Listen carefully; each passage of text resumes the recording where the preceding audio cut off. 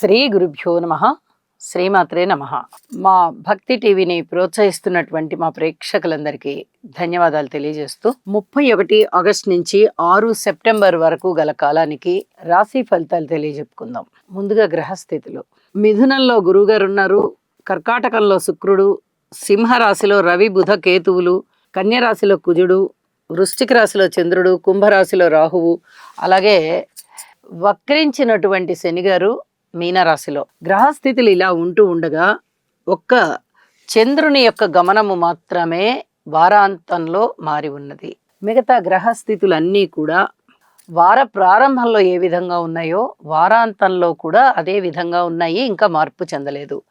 గ్రహాల సమ్మేళనాల విషయానికి వస్తే రవి బుధ కేతువుల యొక్క స్థితి సింహ రాశిలో కలిసి ఉంటూ రాహు గారి యొక్క దృష్టిలో ఉన్నారు. ఇక్కడ బుధాదిత్య యోగం మంచిదే అయినప్పటికీ కేతువు మీద రాహు దృష్టి కానీ, రవి గారి మీద రాహు దృష్టి కానీ, బుధుడి మీద రాహు దృష్టి కానీ అంతగా బాగలేదు. వినికిడి సమస్యలు ఉండడానికి, చర్మానికి సంబంధించినటువంటి ఇబ్బందులు, రక్తానికి సంబంధించినటువంటి ఇబ్బందులు ఉండడానికి, పితృవంశ దోషాలు ఈసరికే జాతకంలో జన్మజాతకంలో ఎవరికైతే పితృవంశ దోషాలు ఉంటాయో వారికి కొన్ని రకాల ఇబ్బందులు అనేవి కనిపిస్తూ ఉంటాయి. వీటికి తప్పనిసరిగా పరిహారం చేసుకోండి. రవి బుధ కేతు రాహు ఈ 4 గ్రహాలకి స్తోత్ర పారాయణాలు చేసుకోవాలి. అలాగే శనిగారి యొక్క దృష్టి కుజుని మీద, కుజుని దృష్టి శనిగారి మీద పరస్పర దృష్టిలు ఉంటూ ఉన్నాయి. ఇది చాలా పదునైనటువంటి దృష్టి. రోడ్డు ప్రమాదాలు, హృద్రోగాలు, రక్తస్రావాలు, కోర్టు కేసులు, పెద్ద మనుషుల పంచాయతీలు, భూమి తగాదాలు, ఇతరత్ర స్థిర చరాస్తుల తగాదాలు, ఏదైనా కొనుగోలు అమ్మకాలు, వాహనాలు కానీ లేదా భూమి కానీ, ఇతరత్ర యంత్రాలు, యంత్ర పరికరాలు, మిషనరీకి సంబంధించినవి కానీ ఇలాంటి వాటి విషయాలలో చాలా ఇబ్బందులు అనేవి కనిపిస్తూ ఉంటాయి.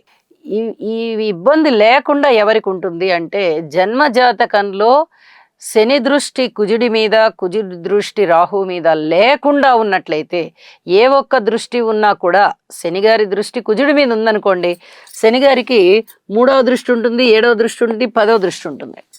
అలా ఏ దృష్టిలో కుజుడు ఉన్నా లేదా కుజుని దృష్టి 4, 7, 8లో ఉంటుంది. అలా ఏ దృష్టి శనిగారి మీద ఉన్నా ఇబ్బందులు తప్పవు. పరిహారాలు చేయించుకున్నప్పటికీ కూడా కాస్త ఇబ్బందులు అనేవి కనిపిస్తూ ఉంటాయి.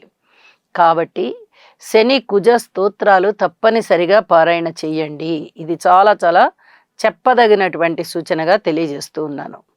ఇక రాహువు చంద్రునితో కలుస్తూ మనకి ఇంచుమించుగా చంద్రగ్రహ గ్రహణం, చంద్రుడికి సంబంధించి ఈ చంద్ర రాహువుల కలయికతో గ్రహణం ఏర్పడుతుంది.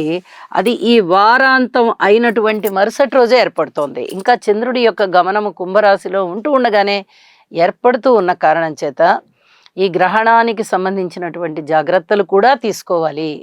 ఇది కూడా చాలా చెప్పదగినటువంటి సూచనగా తెలియచేస్తూ ఉన్నాను. ఇక రాశుల్లోకి వెళ్దాము, ఫలితాలు తెలియజెప్పుకుందాం. వృషభ రాశి వారికి ద్వితీయ స్థానంలో గురువు గారి యొక్క సంచారం చాలా బాగుంది. చతుర్థ స్థానంలో బుధుని యొక్క సంచారం బాగుంది. సప్తమ స్థానంలో చంద్రుని యొక్క సంచారం బాగుంది. లాభస్థానంలో శనిగారి యొక్క సంచారం బాగుంది. ఎప్పుడైతే ఈ వారం 4 గ్రహాల యొక్క ఉనికి అద్భుతంగా ఉందో వృషభ రాశి వారికి చాలా చాలా బాగుంది అని చెప్పాలి. అన్నిటికన్నా ముఖ్యంగా గురు బలం అనేది చాలా బాగుంది, శనిగారి బలం అనేది బాగుంది. 4 ప్రధాన గ్రహాలు ఈ గోచారాన్ని నిర్దేశించేటటువంటి గ్రహస్థితుల విషయంలో 2 పెద్ద గ్రహాల యొక్క ఉనికి ఎప్పుడైతే అద్భుతమైన ఫలితాలను ఇస్తుందో ఇక వెనక్కి తిరిగి చూడవలసిన అవసరం లేకుండా ఉంది. అలాగే చతుర్థ స్థానంలోనే బుధ ఆదిత్య యోగం కూడా పడింది. ఇది చాలా చాలా బాగుండేటటువంటి పరిస్థితి అయినప్పటికీ కేతువుతో కలిసి ఉండడం కానీ, రాహు గారి దృష్టిలో ఉండడం కానీ ఇవి కొన్ని చిన్నపాటి ఆటంకాలని తెలియచేస్తూ ఉంటాయి. అయితే కుటుంబ జీవితం చాలా బాగుంటుంది. కుటుంబ సభ్యులందరూ అన్యోన్యంగా ఐకమత్యంతో ఉంటారు. అన్నదమ్ముల యొక్క సహాయ సహకారాలు మటుకు కనబడబోవడం లేదు. ముఖ్యంగా కోర్టు విషయాల విషయంలో అధిక జాగ్రత్తలు తీసుకోండి. ప్రయాణాల విషయంలో కూడా అలాగే తీసుకోండి. ఇక మాతృవర్గ రీత్యా కొంత సహాయ సహకారాలు ఉండడానికి అవకాశం ఉంది. సంతాన విషయంలో మటుకు పూర్తి ఓర్పు కలిగి ఉండండి. అలాగే రుణభారాలు కొంచెం పెరిగేటటువంటి అవకాశం కనిపిస్తోంది. దానికన్నా మించి ఆదాయం అయితే ఉంటుంది కాబట్టి అంతగా భయపడవలసిన అవసరం లేదు. అయినప్పటికీ జాగ్రత్తలతో కూడి ఉండాలి. వివాహాది శుభకార్యాలు కుదిరేటటువంటి అవకాశము, భార్యాభర్తల మధ్య అన్యోన్యత ఉండేటటువంటి అవకాశము, స్త్రీల విషయంలో చాలా బాగుంటుంది. వ్యవసాయదారుల విషయంలో చాలా బాగుంటుంది. పబ్లిక్ రిలేషన్స్ చాలా బాగుంటాయి. రాజకీయ నాయకులకి కూడా చాలా బాగుంటుంది. మీ యొక్క ఇమేజ్ బాగా పెరుగుతుంది. పరువు, ప్రతిష్ట, పరపతి ఇవన్నీ కూడా చాలా అధిక తృప్తిని ఇస్తాయి. మీ మాటకి బాగా విలువ పెరుగుతుంది. కొత్త కార్యక్రమాలు చేపట్టగలుగుతారు. అద్భుతమైనటువంటి మానసికమైన సంతృప్తి కలుగుతూ ఉంటుంది అని చెప్పి తెలియచెప్పడం జరుగుతోంది. ఉద్యోగ జీవితంలో ఓర్పు కలిగి ఉండండి. ఊహించని విధంగా లాభాలు వస్తాయి. ఇక్కడ రాహు గారి యొక్క దశమ స్థాన సంచారము మీకు అనుకూలమే తప్ప ప్రతికూలం కాదు. ఇది చాలా చెప్పదగినటువంటి సూచన. అలాగే కార్మికులు, కర్షకులు, నేత పనివారు, చేతి వృత్తుల వారు ఇత్యాది వారందరూ కూడా చాలా సంతృప్తికరమైనటువంటి ఆదాయంతో ఉంటారు. ఇది చాలా చెప్పదగినటువంటి సూచనగా తెలియజేస్తూ ఉన్నాను. వారాంతంలోకి వెళ్ళేటప్పటికి దశమ స్థానాల్లోకి చంద్రుడు వచ్చి మీ ఉద్యోగ జీవితంలో కూడా అనేక రకాలుగా సంతృప్తిని ఇస్తున్నారు. అయితే గ్రహణం వస్తూ ఉన్న కారణం చేత కొన్ని రకాల జాగ్రత్తలు అయితే తీసుకోవాల్సి ఉంటుంది. ఇది చెప్పదగినటువంటి సూచనగా తెలియజేస్తూ శని, కుజ, రాహు, కేతు ఈ స్తోత్ర పారాయణాలు తప్పనిసరిగా చేయండి అని చెప్పి తెలియజేస్తూ ఉన్నాను. చాలా విషయాలలో గురుబలం మిమ్మల్ని చాలా అదృష్టవంతుల్ని చేస్తోంది. శనిగారి బలం కూడా మిమ్మల్ని అనేక సమస్యల నుంచి గట్టెక్కించేటట్టు చేస్తోంది. కృతజ్ఞతాపూర్వకంగా గురువు గారికి కూడా స్తోత్రపారాయణాలు చేయండి అని చెప్పి తెలియజేస్తూ ఉన్నాను. ఆరోగ్య విషయంలో జాగ్రత్తగా ఉండండి. అన్నదమ్ముల సహాయ సహకారాల విషయంలో జాగ్రత్తగా ఉండండి. కొత్త పనులు ఏవైనా ప్రారంభించే ముందు మీ పెద్దలకి ఒకసారి సంప్రదించడం అనేది మర్చిపోకుండా చేయండి. మీ దగ్గరలో మీ గురువులు ఉన్నట్టయితే ఒక్కసారి వెళ్ళి సద్గురు దర్శనం చేసుకుని వారి యొక్క ఆశీస్సులు తీసుకోండి. అనేక విధాల మీకు ఉన్నతి ఉన్నది అని చెప్పి తెలియజేస్తున్నాను. శుభం. బుధగ్రహం యొక్క అనుకూలత కొరకు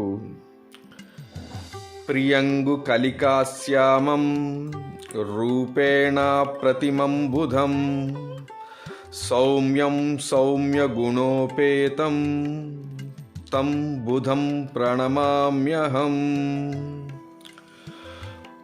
ఓం బ్రాం బ్రీం బ్రౌం సహ బుధాయ నమః. చంద్రగ్రహ అనుకూలత కొరకు దధిశంక తుషారాభం క్షీరోదార్ణవ సముద్భవం నమామి శశినం సోమం శంభోర్మకుటభూషణం. ఓం శ్రాం శ్రీం శ్రౌం సహ చంద్రాయ నమః.